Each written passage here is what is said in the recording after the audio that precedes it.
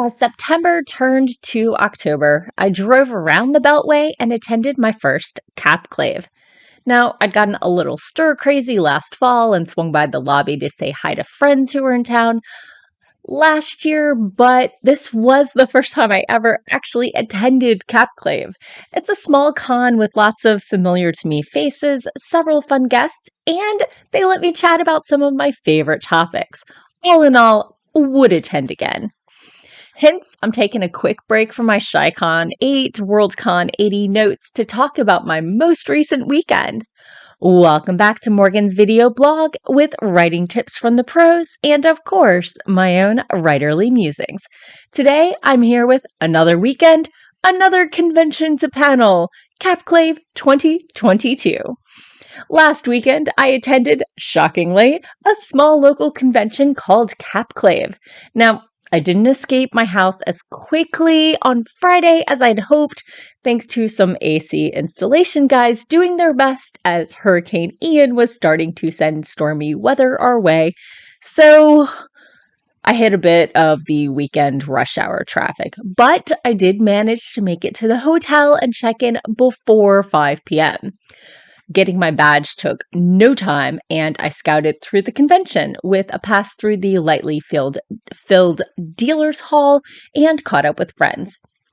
At 5:30, I checked the schedule and decided facing mortality, writing death and dying in fiction. Sounded good. Besides the fact my dad, Mark Roth, was on the panel. It was a heavy topic, but well handled. After that, I wandered to the lobby and ended up tagging up with not Ian, Strzok and Randy Don, who I'd met through Broad Universe, where we walked a little ways to the Silver Diner. We were far from the only con-goers there, and while I regret not getting the deconstructed chicken pot pie, my lemon salmon was tasty. After dinner, I found my way to Too Soon, Writing and Reading About Pandemics, to do some research since my NaNoWriMo project next month is going to be set in the near future. My dad's partner, Ellen, was trying not to fall asleep when I swung by the con suite at 8 p.m., where my dad was volunteering, so I let her nap in my room.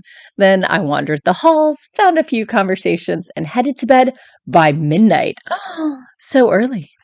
The Hilton in Rockville, Maryland has a lot of rooms where they have doors on the hallway, but also on the balcony around the atrium.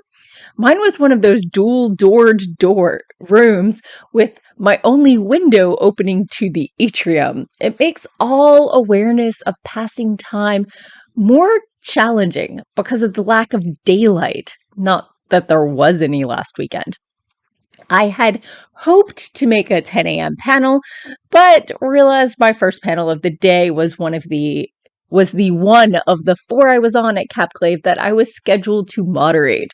So I tossed a couple notes together and got there early for Toxic Productivity with Ann Chatham, Lawrence M. Schoen, and Sarah Avery. It was a solid conversation on a topic that far too many of us are susceptible to. I left my stuff in my chair because I was in the same room for the next panel, Grammar Wars and Pedantry, which I was told and have confirmed is not pronounced pedantry. Clearly one of those nouns have different emphasis things I didn't know about before. A lively conversation was had with Ian Strzok, Kay Saris Wright, Sarah Avery again, and moderated by Mary G. Thompson. I thought about making a break for it and finding lunch, then decided I wanted to hit a panel in like 20 minutes. Too much. So I found myself 2 of the last 4 slices of pizza in the green room, a snack space and room to hang out for panelists and guests. Next up was In Defense of the Standalone Novel. Before the next panel, I let Ellen nap in my room again and grabbed a sweater because that one panel room was really cold. Oh, and when I swung by, my dad had remembered he'd forgotten to give me a birthday gift at the last con, so he handed me a cheesecake. So I stored that in the fridge.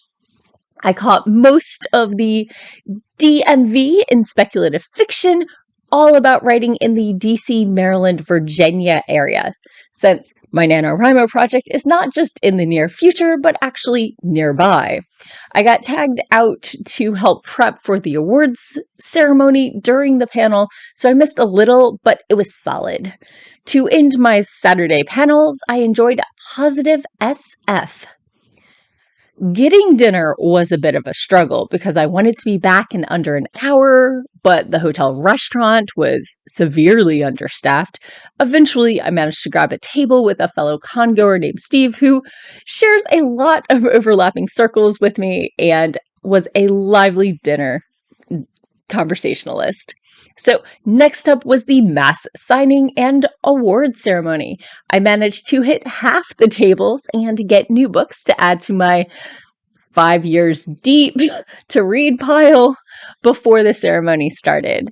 As the signing tables were encircling the chairs set up for the awards ceremony, assembly, whatever, it was very easy to hit both of those.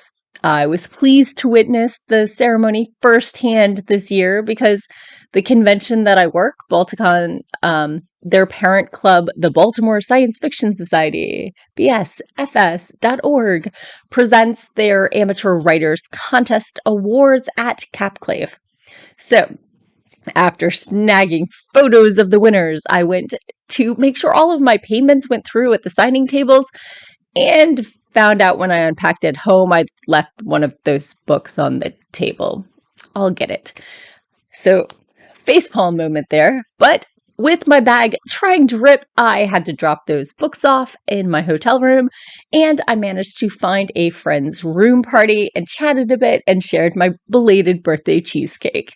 Then I wandered a bit, looking for conversation, and ended up chatting with Suzanne Palmer and Neil Clark. Good conversation to end my night with.